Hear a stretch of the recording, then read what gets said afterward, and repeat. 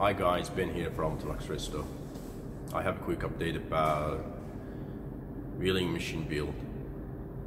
The drawing was ready a while ago. I didn't get a chance to go through and cut the frame. That was other priority. Luckily I managed to get some work done, get paid, and put the money towards buying some equipments that would make my work much more precise and much more quicker. Luckily everything's been purchased, and now it's time to go back to my long dream to come through. Hopefully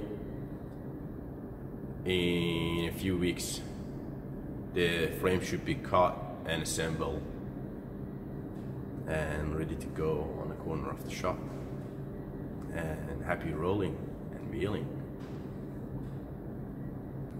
Here I would like to thank Trev from Trev's blog to mention me and Autoluxe Resto in his beautiful informative channel. Hopefully I go give him a visit next time I'm up in the UK.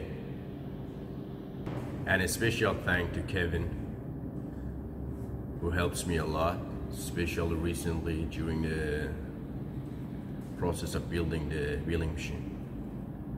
Hope you will hear from Kevin more in my channel.